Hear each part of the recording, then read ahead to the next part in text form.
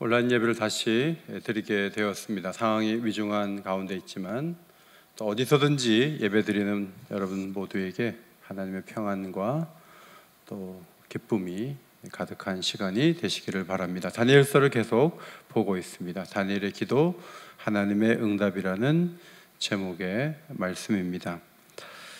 보통 어려울 때, 위기 때 기도를 하죠. 다니엘 2장에 보면은 꿈의 내용도 말하지 않고 꿈과 해석을 다 말하지 않으면 죽이겠다는 느부갓네살의 위협 때문에 다니엘과 세 친구가 기도하면서 또 응답받는 그런 모습을 보게 되고요. 또 다니엘 6장에 사자굴에 넣겠다는 그 다리오 왕의 조서가 반포된 이후에 기도와 간구를 드림으로 어려움 속에서 또 건진받는 다니엘의 모습을 보게 됩니다. 그런데 보통 어려울 때 기도하는데 오늘 9장은 독특한 배경을 보여주고 있죠.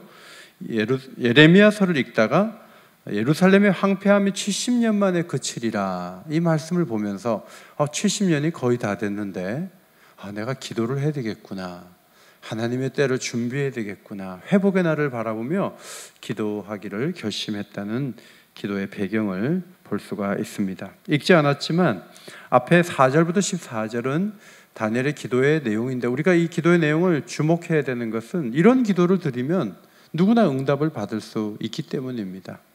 어떤 기도를 드렸습니까? 5절에 범죄하여 패역하며 행악하며 반역하여 주의 법도를 떠났습니다, 이렇게 고백했어요. 동사를 5개 사용했는데, 하타라는 단어, 빗나가거나 관역의 화살이 거기까지 가지 않고 떨어지는 것, 하나님이 원하는 기준에 미치지 못하는 것, 하타라는 범죄했다.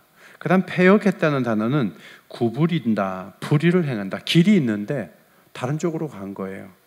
그 다음에 행악한다, 위반하고 사악하게 행한다, 틀린 거 알면서도 그쪽 길로 간 거죠. 그리고 마라드라는 단어는 왕에 대해서 모반을 했다는 뜻이에요. 그 다음에 스루라는 단어는 이제 피하고 외면하는 거예요. 하나님 법이 있는데 외면해서 갔던 것이죠. 이 5개의 동사를 쓰면서 다니엘이 지금 고백하는 게 뭐냐 하면, 이 수치를 당하고 나라 잃은 서름을 이 오랫동안 당한 것은 하나님이 우리가 조금 죄를 저질렀는데 많이 보복하셨다는 게 아니라 우리가 지금 벌을 받고 있는 이 모든 것은 합당한 것입니다. 공의로운 하나님이 우리에게 진노하시는 것이 마땅합니다. 우리 조상과 우리가 범죄하였습니다, 이렇게 고백하면서 결코 원망하거나 다른 사람 탓을 하지 않고 진실한 회개의 기도를 드리는 것, 오늘 우리에게도 이런 기도가 필요하다고 봅니다. 오늘 본문 말씀 15절로 19절 말씀, 회복을 위한 기도를 드린 내용인데, 출애굽을 시키신 그 하나님께서 제2의 출애굽을 이끌어내실 것을 바라보면서 15절에 강한 손으로 주의 백성을 애굽 땅에서 인도하여 내신 하나님을 바라보고, 그 명성이 비록 성이 무너지고 성전이 해파되었지만 그 명성이 떨어지지 않고 온 세계 가운데 퍼져나가고 있음을 15절에 고백하죠. 그리고 16절에 이렇게 기도합니다. 주의 진노를 주의 성 예루살렘, 주의 거룩한 산에서 떠나게 하소서. 하나님이 죄를 저지르면 이제 진노하시거든요. 그러면 그 진노가 끝나야 회복이 되는 거예요. 하나님의 진노가 끝나지 않으면 계속 고통하는 거예요. 그래서 고통 끝 행복 시작은 각오나 인간적인 노력에서 가능한 것이 아니고, 하나님이 진노를 거두실 때 온 도시 안개가 채워져 있다가 그 안개가 사라지면서 시야가 확보되듯이 우리의 회복도 하나님이 진노를 거둬야 된다, 이런 믿음이 다니엘에게 있었습니다. 북한이 우리를 위협하면 우리는 국방력 강화와 동맹 강화, 질병이 확산되면 백신 개발과 방역, 그리고 정치적 혼란은 법체제의 정비와 새로운 어떤 권력기관을 만드는 것, 여기다가 이제 온 심혈을 기울이죠. 그런데 다니엘은 그렇게 보지 않았어요. 제국이 바뀌어도 안 되는 문제는 안 되는 거예요. 회복이 되려면 하나님이 진노를 거두시면 회복이 된다. 진노를 거두십시오. 이렇게 기도했던 거예요. 우리도 그렇게 기도해야죠. 그래서 기도는 영적 상황을 직시하는 거예요. 뭐 사람에 걸려있는 것도 아니고 뭐 약개발에 모든 게 걸려있는 것 같지만 표면적으로만 그래요. 하나님이 주도권을 갖고 계시다. 진노를 거두십시오. 우리도 드릴 기도 제목이에요. 17절 주의 얼굴빛을 주의 황폐한 성소에 비추시옵소서. 자, 예루살렘이 회복되어야 되는 가장 큰 이유가 무엇입니까? 예배가 회복이 되어야 된다는 거예요. 지금 성전은 완전히 무너져 있잖아요. 예배가 중단되었어요. 다니엘은 제국에서 벌써 오랫동안 수십 년째 관료가 되어서 잘 나가는 사람이에요. 자기가 잘 나간다 그래서 모든 문제가 없는가? 그렇지 않아요. 자기가 잘 살고 자기가 큰 집에 살고 자기가 좋은 자동차를 타고 자기가 인정을 받고 자기가 뉴스에 중심 기사에 나오는 사람이라 할지라도 자기가 중심이 아니에요. 하나님 백성들이 예배를 드리지 못하는 심각한 상황을 빨리 해결해야 됩니다. 황폐한 성소에 얼굴빛을 비추소서. 여러분 시편 137편을 아시죠? 시인이 버드나무에 수금을 걸었대요. 이유가 뭔지 아세요? 이스라엘 백성들을 사로잡은 자가 말한 거예요. 노래를 해보라고. 우리가 좀 기쁨을 느낄 수 있게 너희들이 뭐 찬송이라고 한 거 한번 불러보라고. 이렇게 조롱하듯이 얘기한 거예요. 그때 사람을 위해서 하나님을 향한 노래를 내가 부를까? 그럴 일은 없다. 우리가 이방 땅에서 어찌 여호와의 노래를 부를까? 예루살렘아 내가 너를 잊을진대 내 오른손이 그의 제주를 잊을지로다. 내게 주신 은사와 연주할 수 있는 이 기능은 하나님을 향한 거지 사람을 위한 게 아니다. 그래서 사람을 기쁘게 하는 노래 안 부른다고 매를 맞더라도 나는 노래하지 않겠다. 나는 예루살렘의 예배를 사모한다.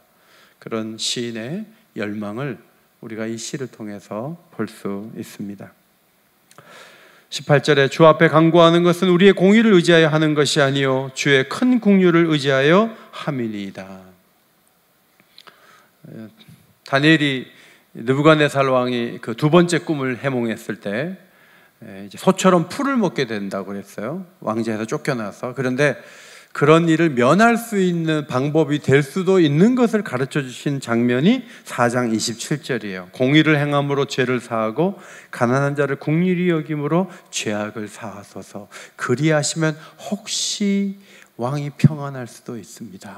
자, 이 말을 듣고 느부갓네살 왕이 다니엘이 놀라운 사람이라는 걸 알기 때문에 나름대로 공의를 행하고 나름대로 불쌍한 사람 도와줬을 거예요. 그렇다고 해서 느부갓네살 왕이 그 자리에 존속할 수 있었느냐? 아니었던 거죠.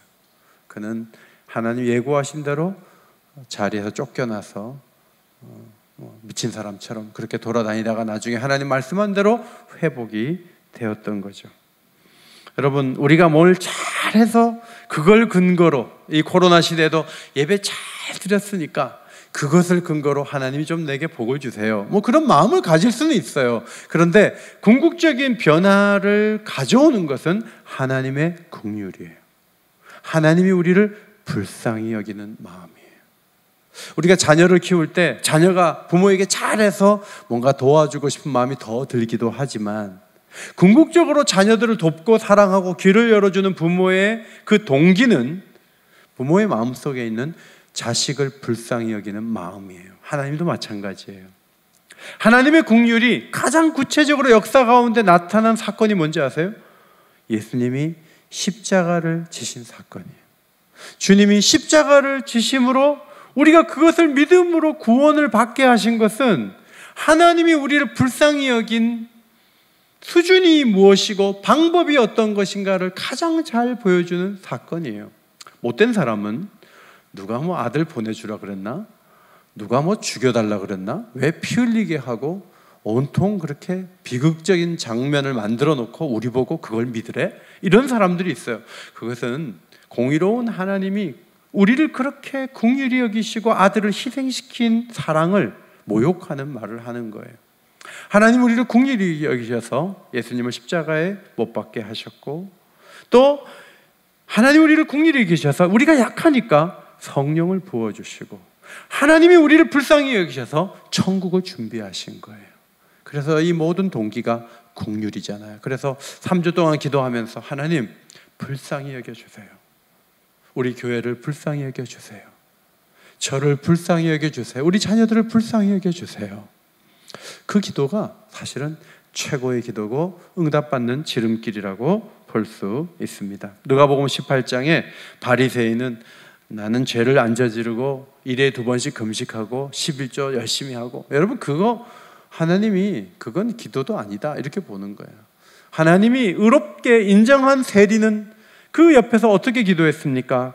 가슴을 치며 하나님이여 불쌍히 여기소서 나는 죄인으로소이다.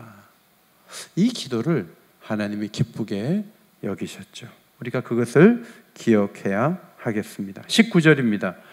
나의 하나님이여 주 자신을 위하여 하시옵소서. 자, 빨리 회복되어야 됩니다. 지체하지 않아야 됩니다. 그런데 하나님, 우리가 빨리 회복되어서 고향에 가보고 싶어요. 그리고 우리가 한번 사람답게 살고 싶어요. 자유를 누리고 싶어요. 우리의 이 주름진 이 얼굴이 환하게 펴지고 싶어요. 펴고 싶어요. 자, 그 얘기를 하는 게 아니에요. 성이 회복되고 성전이 회복되면 예배가 회복될 거 아닙니까? 우리가 잘 되면 사람들이 우리 뒤에 계신 하나님 바라볼 거 아니에요. 그러면 하나님이 영광을 받으시죠. 그러니까 우리의 회복은 하나님 자신을 위한 거예요. 우리를 도와주세요.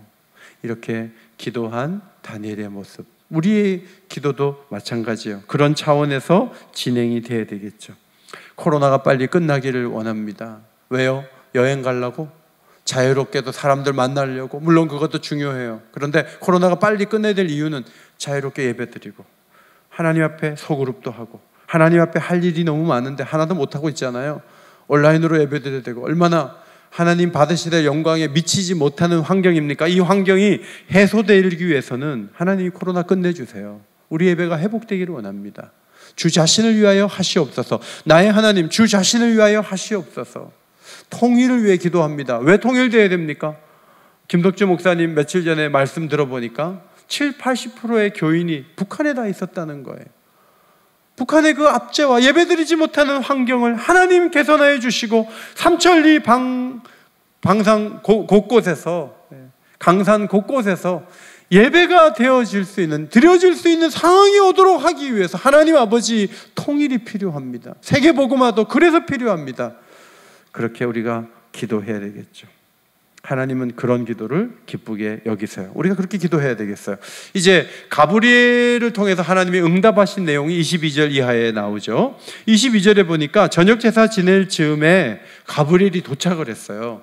그러면서 뭐라고 얘기하냐면 내가 이제 지혜와 총명을 주려고 왔다 그랬어요. 전 이 말씀을 보면서 아니, 다니엘은 지혜와 총명이 충만한데 또 주는가? 이때까지 10대부터 80, 한 90 가까이 될 때까지 계속 지혜와 총명을 주셔서 말하지 않아도 꿈을 다 해몽할 수 있을 정도고 사람들이 알아보고 제2인자, 3인자를 삼을 정도인데 이 사람에게 뭐가 지혜가 총명이 부족하다고 또 주시려고 하나 이 생각을 했는데, 지혜와 총명은 옛날에 받은 걸로 오늘을 버티며 사는 게 아니구나. 새로운 시대가 열리면 새로운 지혜와 총명이 필요하구나.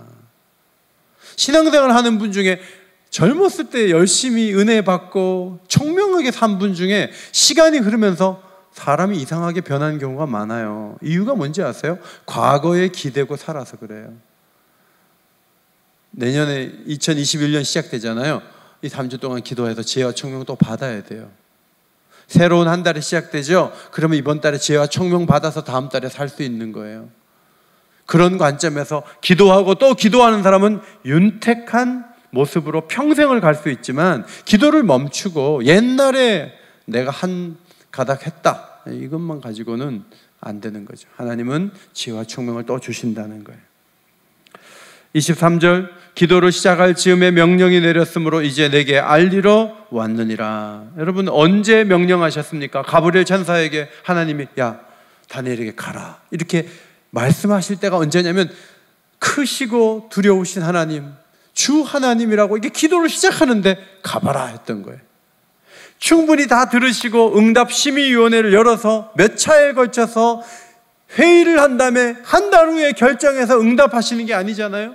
기도를 시작하는 자리에서 이미 응답의 천사를 보냈다는 것은 하나님이 다니엘의 기도를 그만큼 원했다는 것이고 응답할 마음이 하나님께 너무나 충만하게 있었다는 것을 얘기해요. 그래서 3주 기도를 하잖아요. 월요일날 기도를 하는데 이미 응답을 주실 수 있다는 이런 소망을 우리가 가질 수 있는 거예요. 하나님을 잘못 봐서 3년을 기도해도 안 들어주시는 분, 8년을 기도해도 안 들어주시는 분, 있으면서도 안 주시는 그런 분으로 여기지 말고 하나님이 원하시는 기도는요, 기도 자리에 앉으면 바로 오세요. 바로 오셔서 응답을 주실 수 있다. 이런 희망을 우리도 가질 수가 있는 것이죠. 저는 이 기도 응답을 보면서 이제 70년이 지나서 다니엘은 이제 그런 마음을 가졌을 거예요. 어떻게 회복의 과정을 걸어갈 것인가? 하나님이 과연 어떤 왕을 세우고 어떻게 성전을 회복시키시고 어떤 경로로 우리가 가야 되는지를 응답받기 위해서 기도한 거예요. 사실은 상황이 그렇잖아요. 그런데 응답의 내용을 이렇게 보시면요, 다니엘이 잘 안 보여요. 다니엘 시대도 안 보이고 다니엘 시대 사람들도 잘 안 보여요. 그들이 다 죽은 그 다음 얘기가 기록되어 있고 그 내용은 굉장히 어려운 시간을 보낸다는 내용으로 형성되어 있습니다.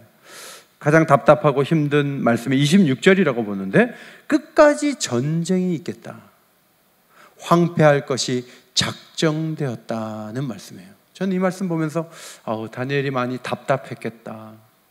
이제는 모든 게 끝나고 평화가 열려질 것을 바라보며 기도했는데 전쟁이 계속된다고 말씀하시면 다니엘이 얼마나 힘들었을까, 그런 생각을 하는데, 이 응답을 잘 보시면 다니엘의 그 기도보다 훨씬 큰 응답이라는 것을 발견하게 됩니다. 설명을 드리고자 합니다. 24절 하반절, 허물이 그치며 죄가 끝나며 죄악이 용서되며 영원한 의가 드러나며 그랬어요. 자, 하나님이 지금 말씀하시고자 하는 응답은 뭐냐면 포로 생활에서 돌아가서 성전 짓는 그 정도의 회복을 말하고 싶은 게 아니라 죄가 끝나고 영원한 의가 드러나서 인간의 죄가 더 이상 세상을 움직이지 못하는 완벽한 시대가 열리는 그날에 대한 답을 주시겠다는 거예요. 다니엘의 기도의 초점하고 좀 달라요. 굉장한 문을 여시겠다는 거예요. 그 문에 대해서 예레미야 선지자를 통해서도 하나님은 이미 말씀하신 적이 있는데, 예레미야 31장이에요. 새 언약은 돌이나 책에다가 기록한 것이 아니고 마음의 그 언약을 기록해서 하나님이 진정한 그들의 하나님이 되고 그들은 내 백성이 되는 그 시대에 내가 그들의 악행을 사하고 그들의 죄를 다시는 기억하지 않을 수 있는 완벽한 시대를 내가 열고 싶다라고 말씀을 하셨어요. 따라서 이 약속은 포로 생활에서 돌아온 그 몇 년 동안에 이루어질 일에 대한 게 아니에요. 다니엘은 잘 모르지만 먼 미래 예수님이 오시고 그 다음 예수님이 재림하시는 순간까지도 포함하는 그런 엄청난 계시를 받게 됐어요. 자, 그 기간에 대한 말씀이 24절 상반절에 나오죠. 내 백성과 내 거룩한 성을 위하여 70이레를 기한으로 정했다 그랬어요. 자, 이레 나오면 좀 어렵잖아요. 70이레, 1은 70, 이레는 7, 그럼 곱하면 490이죠. 그러면 490년 동안에 된 일을 말씀하신 것이다 해서 많은 성경학자들이 다니엘 이후에 490년 이후에 무슨 일이 일어나는가를 역사 가운데 막 주목하면서 이 일이었구나 하고 발견해낸 학자들도 많아요. 그런데 70이레를 그렇게 물리적인 490년으로 보지 않고 이것을 좀 긴 기간으로 이해할 수 있어요. 왜냐하면 예수님이 마태복음 18장에 용서에 대한 말씀을 하실 때 베드로에게 이런 말씀하셨죠. 7번씩 70번까지도 용서해라. 그러면 490번까지만 용서하라는 게 아니라 용서는 한없이 해야 된다, 그 말씀이잖아요. 이걸 꼭 490번에 가두지 않아도 되는 것처럼 70이라도 490년이라고 못 박을 필요는 없다 하는 성경 해석이 가능하다는 말씀을 드리고 싶습니다. 그럼 그 70이레는 뭔가? 유대인들이 앞으로 고난을 통과해야 되는 긴 시간이고 완벽한 의가 이루어지기까지의 기간을 70이레라고 말씀하신 거예요. 자, 70이레는 7일에와 62일에와 한 일에 세 기간으로 나뉘어져 있습니다. 자, 25절에 7일에와 62일에가 지나가게 된다 그러죠? 성경학자들은 70일에는 헬라와 로마 제국의 왕들을 통해서 당하는 고난의 기간이다. 그 다음 62일에는 그것의 9배에 해당되는 기간으로 더 긴 시간 동안 하나님 백성들이 고난을 당하게 될 것이다. 마지막 한 일에는 27절에 나옵니다. 그가 장차 많은 사람들과 더불어 한 일에 동안의 언약을 맺고 그가 그 일의 절반의 제사와 예물을 금지할 것이며, 자, 한 일에는 7년이잖아요. 그래서 그 절반은 3년 반을 말한다. 그래서 주전 167년에 안티오쿠스 에피파네스라는 왕이 굉장히 못된 짓을 많이 하면서 멸망에 가증한 것들을 막 성전에 세우고 돼지 피를 뿌리면서 유대인들 몇만 명을 죽인 사건이 있었어요. 그래서 많은 성경학자들이 거기에 초점을 모아요. 그런데 성경은 그걸 말하는 게 아니라는 거예요. 왜냐하면 한 일에는 매우 고통스러운 시간을 의미하고요, 그 다음에 멸망에 가증한 것들이 선다 하는 이 27절의 말씀을 예수님이 인용하셨잖아요. 마태복음 24장 15절이에요. 그러므로 너희가 선지자 다니엘이 말한 바 멸망에 가증한 것이 거룩한 곳에 앞으로 서는 것을 보거든 그러니. 그러니까 주전 167년에 안티오쿠스 4세를 말하는 것이 아니라 앞으로 정말 거룩한 곳에 멸망에 가증한 것들이 막 들어와서 성도들을 곤욕스럽게 하고 고통을 주는 그런 날이 오거든 미래로 예수님이 말씀을 하셨기 때문에 이것은 미래로 봐야 된다 하는 거예요. 그래서 여러 가지 해석이 있어요. 마카비 시대의 관점이 있고 로마 중심의 관점, 주 70년의 이런 27절을 연결하는 관점이 있지만, 저는 이 말씀이 예수님이 재림하기 직전에 더 큰 어려움이 올 것이고, 그러나 그 어려움이 온다 할지라도 그 어려움이 성도들을 다 죽이고 다 없애고 교회가 다 문을 닫고 그것이 아니라 결국 최후 승리는 영원한 의를 펼치시려는 하나님의 의는 반드시 이루어진다. 다니엘아, 그 말씀을 하신 것으로 저는 해석하고 싶어요. 악의 세력에서 완전히 자유롭게 되는 날이 온다는 말씀입니다.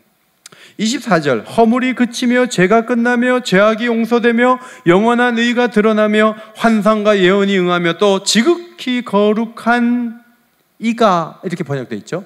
그런데 거룩한 곳이 할 수 있어요. 이 코데시라는 단어가 장소의 거룩함도 쓰일 수 있거든요. 그래서 이 거룩한 곳, 마지막으로 완전한 성전을 하나님이 세우신다고 에스겔서 47장 1절로 12절에 말씀하셨어요. 그러면 그때는 새하늘과 새 땅이 열리고요, 생명수 강이 흐르고 열매를 마음껏 먹을 수 있는 천국이 열리는 거예요.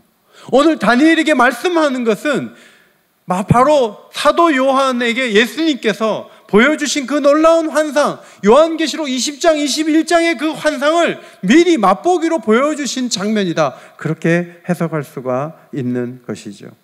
성도 여러분, 응답받는 기도는 어떤 기도입니까? 하나님의 긍휼을 의지해서 기도하고, 이 응답은 하나님 자신을 위한 것입니다. 여기까지 나가면 저는 모든 기도가 응답받을 수 있다고 봅니다.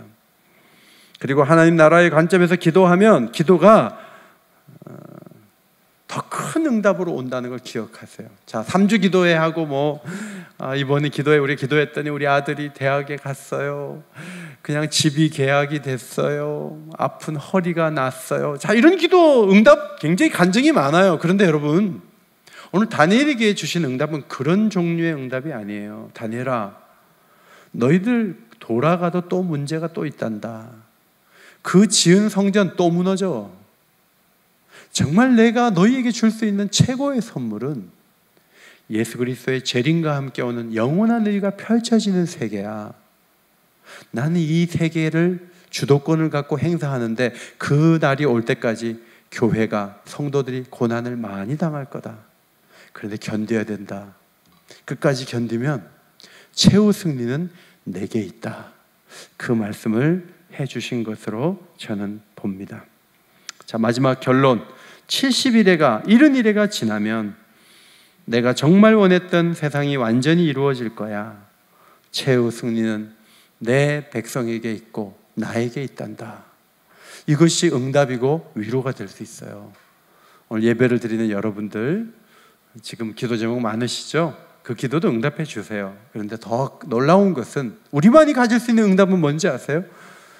내세가 준비되어 있다는 거예요. 예수님의 재림과 함께 이 복잡하고 어려운 모든 것들을 해결하시고 완벽한 나라를 우리에게 주실 건데 그때까지 많은 고난이 있다 그랬어요.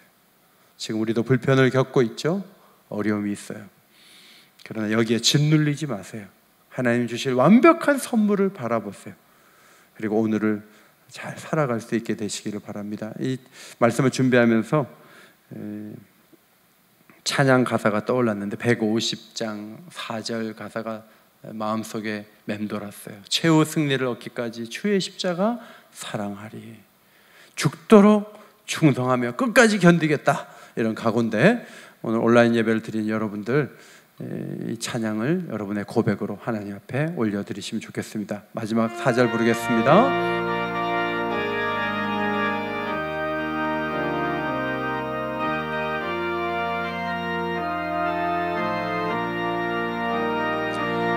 주님 예비하신 나의 본향 집에 나를 부르실 그날에는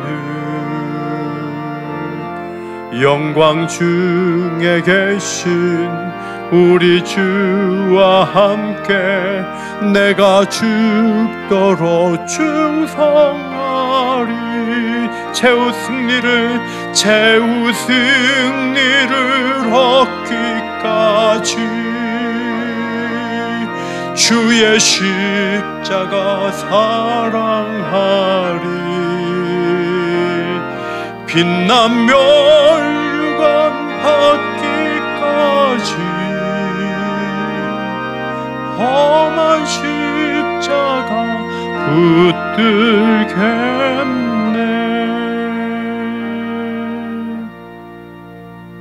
기도합니다.